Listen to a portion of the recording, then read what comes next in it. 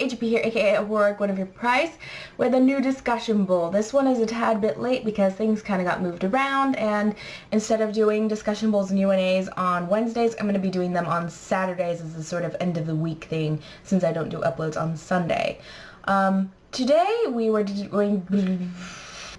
going to discuss 3 of my favorite films. Now, I have like a huge long list of favorite movies, but I do have a top 3, and by top 3 I mean 3 that I really like and couldn't live without, that I can't really give one of them number 1, so they're all kind of number 1. Kind of. So anyway, we're gonna go alphabetical order. Alright, so you ready? Okay, let's do this. My first film is The Fall. This is directed by Tarsem Singh, who you might remember from The Cell, and the new movie Mirror Mirror starring Lily Collins, Julia Roberts, and Armie Hammer. His directing style is very unique, and as you can tell with The Cell was not that great.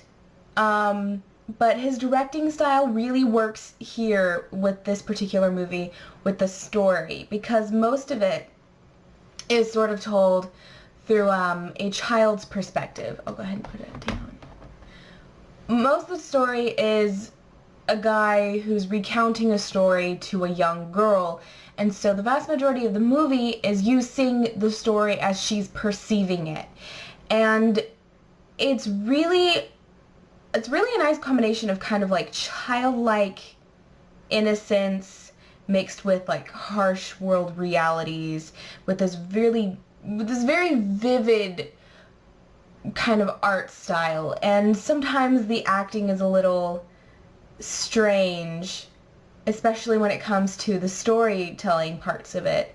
But it's good. It works. It's an incredibly beautiful movie, and I love it. And it uses one of my most favorite classical pieces of music, and it's beautiful. I love it. It's amazing. You should watch it. And I will link movie stuff down below, so that if you're interested in maybe getting a copy, which I highly recommend you do, then you can get it. Because seriously, I love these movies. I love them. They make me complete. Number 2 is Franklin.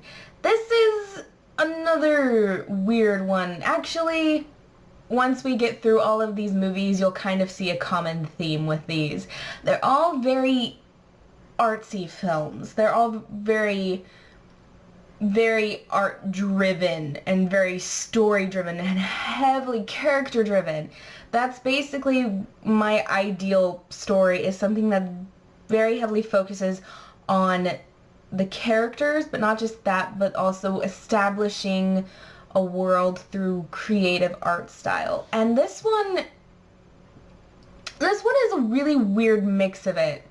Because the same with The Fall, it kind of switches between two realities. Except for in The Fall, it's something that every character you see that inhabits the one reality inhabits the other. But in this, it's split between, well, they promote it as being split between 3 characters, but really it's 4. You have a dad who's looking for a son. You have a girl who's a struggling artist who's struggling with life, and then you have a guy who's just been jilted at the altar by the love of his life. But then that's all in one reality, in the real world England. But then you have this other reality, well, I guess you can call it reality, called Meanwhile City, where everything is dominated by religion, but not religion like we think of it, or like we typically think of it, but religion as in just the idea of religion, of finding something and worshiping it and devoting your whole life to the lifestyle around this thing.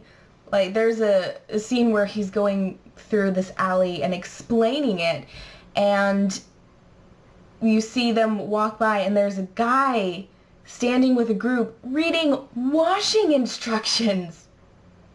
And everyone's like, oh yeah, amen, oh yeah. And you're like, they're washing instructions.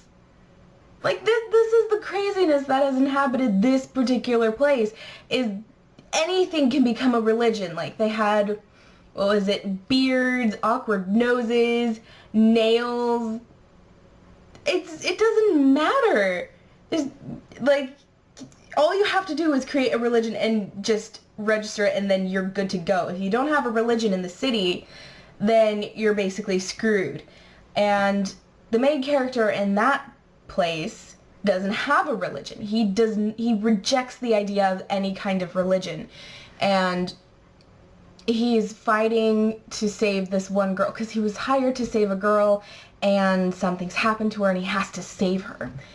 And as the story progresses, and as you get closer to the end of the movie, it all starts making sense.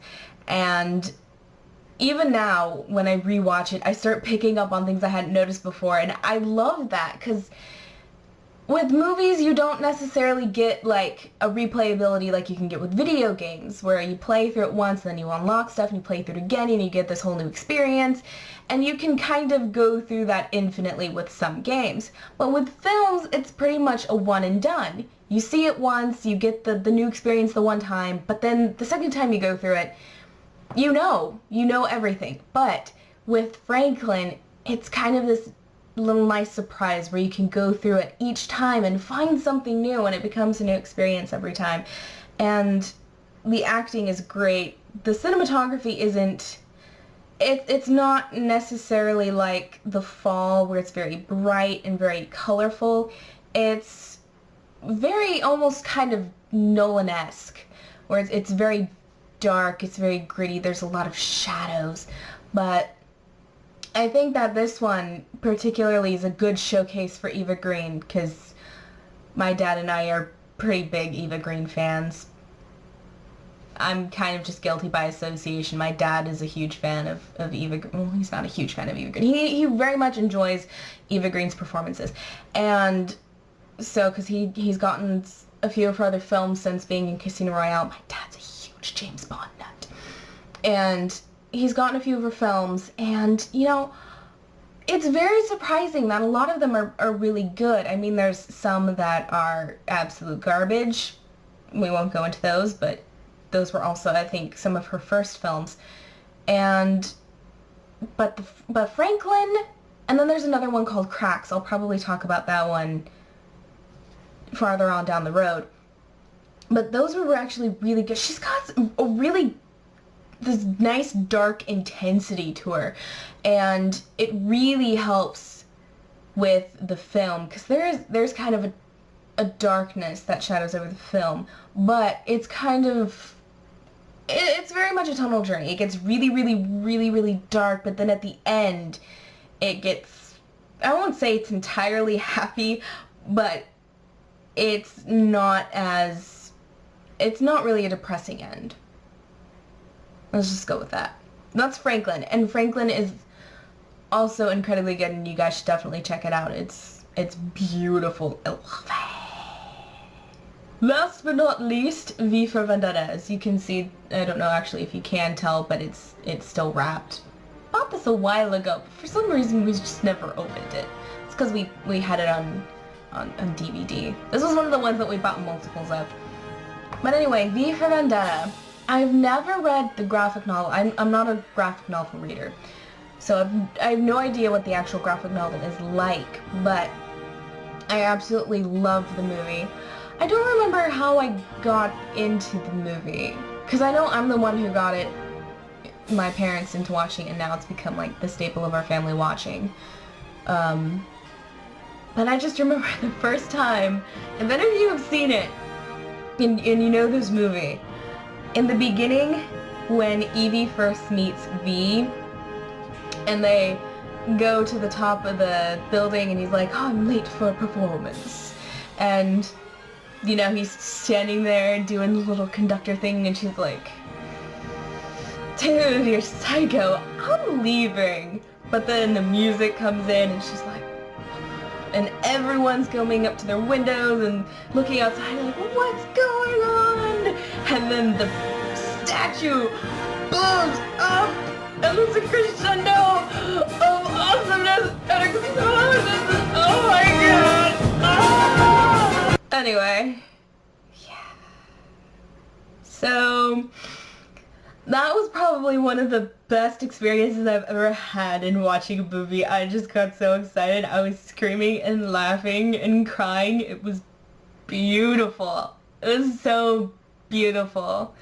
But it is something that is, I think, is so true about society, and that we're coming into a time where, sorry, I knocked my headphones off. Yeah. But we're in a time where things are becoming a lot more restricted. While people are trying to, you know, get more liberties and stuff like that, it feels like we're just getting into a place that is just becoming more and more restrictive, and we don't have as many choices as we used to. And I think V for Vendetta is such a good perspective on that, on where we're going.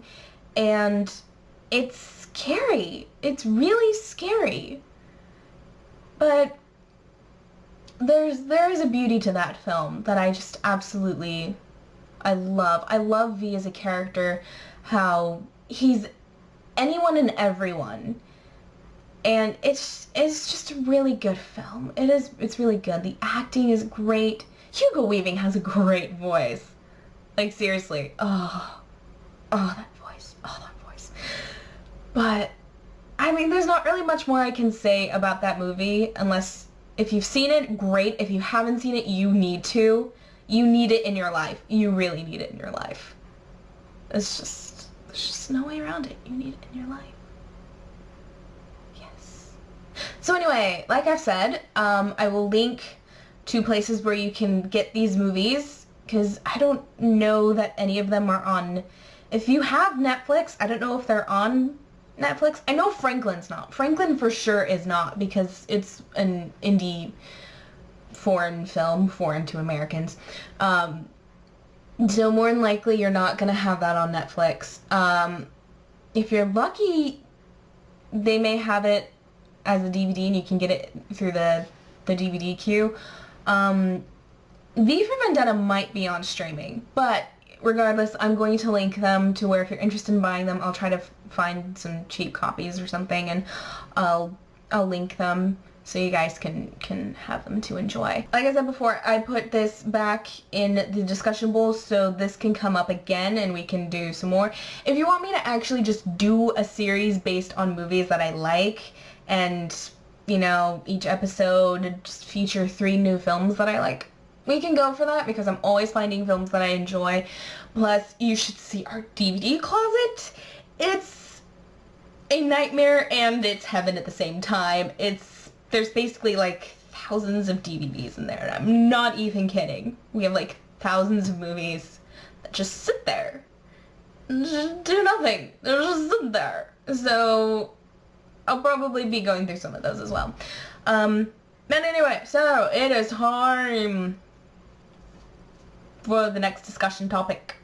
So let me go grab the bowl and we can pick next time's topic. Also, I don't know if you noticed, but you can only see the top of my microphone. What I did was I stuck the microphone in my desk drawer so that now I can actually like see the screen and do stuff at the same time. It's pretty awesome. I love it. Alright, here's the bowl. I'm gonna pick a topic. Ready? Oh, I'm scared. I'm always scared. I'm always scared I'm gonna get something that I can't really talk about, and I wonder why I put it in there in the first place. This is perfect. Oh my gosh, because I actually wanted to do like an in-depth video on this, so I might actually just save this for a whole video on its own, because oh my gosh, you guys don't even know how in-depth I can get on this subject. You know, I'll try to even bring my dad on this one. He probably won't want to appear on camera, but I'll probably try to get him involved in it somehow, because it's gonna be awesome. Alright, so Our next one, Dracula / vampires. Oh yeah, oh yeah. Sorry, I don't know if most of you know this, but I am a huge Dracula nut. Oh my gosh. My dad and I can literally go hours just discussing nothing but Dracula. It's pretty crazy. So, yeah, next one is gonna be Dracula / vampires. And, yeah, I'll definitely see if I can get my dad involved with this one because I'm pretty sure we can come up with something crazy. Anyway, so this has been HGP, aka Aurora Go to Price with the discussion bowl, and I will see you all later. Goodbye. Ghosts and demons and stuff, right? It makes sense to me. So, basically, my belief for ghosts, and this video is going to be talking about what I believe in terms of ghosts in the paranormal. I believe that, on the show The Ghost Hunters, you know, it's probably like the most credible show in the world, but they have two classifications of ghosts, which is intelligent and residual. And I agree with that.